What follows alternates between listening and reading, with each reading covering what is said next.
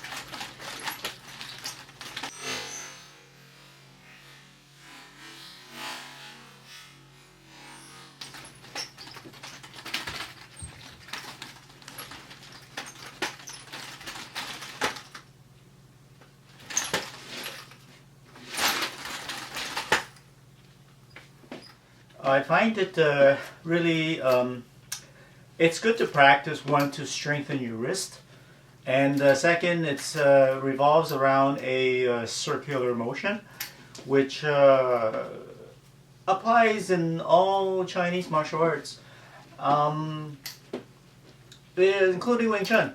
And this will really strengthen your forearm, your wrist, and really kind of understand the circular movement of when you punch, and then you go into a circle and you come back.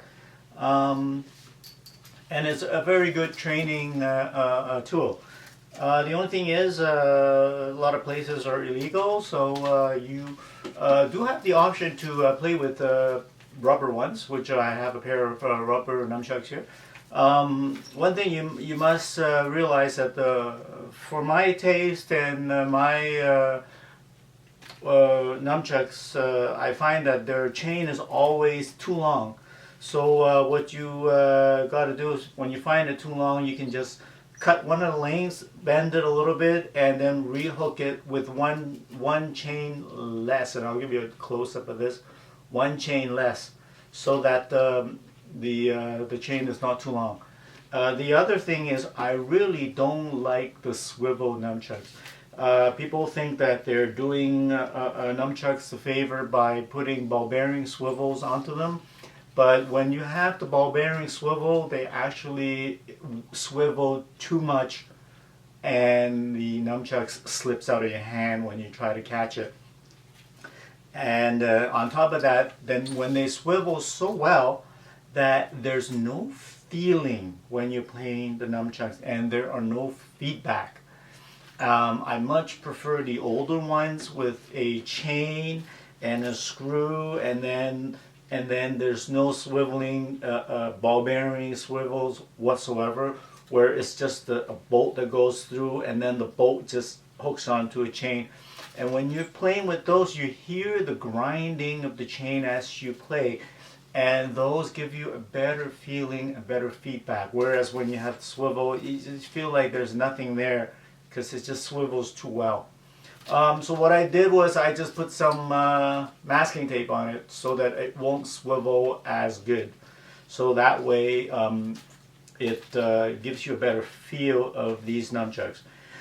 People, if you want to go wood, I mean, it's not hard to do. All you need to do is take out the rubber and then replace it with wood and put a bolt back through it. And I think they're not heavy metal, but they should be able to hold the wood in it. as long as you don't try to find a wood that's too heavy. In that case, if you do want to practice with wood, I would suggest that you would wear a helmet for beginners. Helmet like your bicycle helmet would do, your skiing helmet would do, any kind of helmet system would be good.